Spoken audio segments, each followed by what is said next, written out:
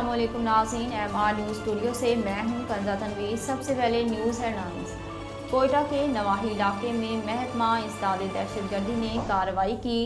ترجمان CTD کے مطابق کوئٹہ کے نواحی علاقے میں فائرنگ کے تبادلے میں 3 مبینہ دہشت گرد ہلاک ہو گئے۔ ترجمان CTD کے مطابق دہشت گرد پولیس اور لیبیز اہلکاروں کی ٹارگٹ کلنگ میں ملوث تھے۔ پاکستان نے دھمکی آمیز خط پر امریکہ سے شدید احتجاج کرتے ہوئے قائم مقام امریکی ڈپٹی چیف آف مشن کو دفتر خارجہ طلب کر لیا۔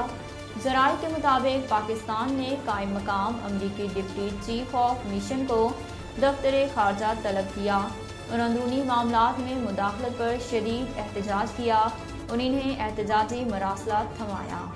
ذرائع کے مطابق دفتر خارجہ نے خط میں امریکی حکام کی جانب سے استعمال کی گئی زبان پر شدید احتجاج کیا اور امریکی سفارتکار کو بتایا کہ پاکستان کے داخلی امور میں مداخلت ناقابل قبول ہے۔ ذرائع دفتر خارجہ کا کہنا ہے کہ امریکی سفارتکار کو قومی سلامتی کمیٹی اجلاس کی روشنی میں طلب کیا گیا تھا۔ خیبر پختونخوا کے بلدیاتی انتخابات کے دوسرے مرحلے میں ووٹنگ کے بعد نتائج آنے کا سلسلہ جاری ہے۔ صوبے میں بلدیاتی انتخابات کے دوسرے مرحلے میں 18 اضلاع میں پولنگ ہوئی۔ پولنگ کا عمل صبح 8 بجے شروع ہوا جو بغیر کسی وقفے کے شام 5 بجے تک جاری رہا۔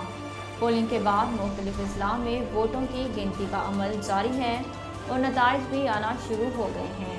اکثر مقامات پر پاکستان تحریک انصاف کے امیدوار آگے ہیں، جبکہ ہزارہ ڈویژن میں مسلم لیگ نون کے امیدواروں نے بھی مخالفین کو سخت مقابلہ دے رکھا ہے۔ وزیر خزانہ شوکت طری نے اقتصادی رابطہ کمیٹی کا اجلاس آج طلب کر لیا۔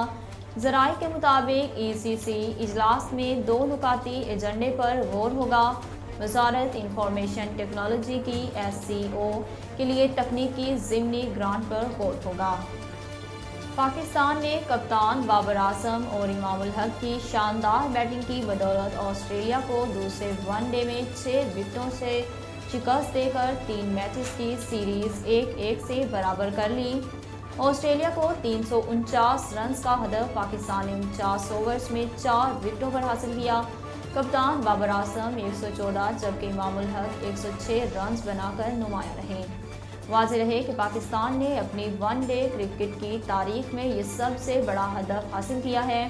اس سے قبل 2014 میں قومی ٹیم نے بنگلہ دیش کے خلاف 327 رنز کا ہدف حاصل کیا۔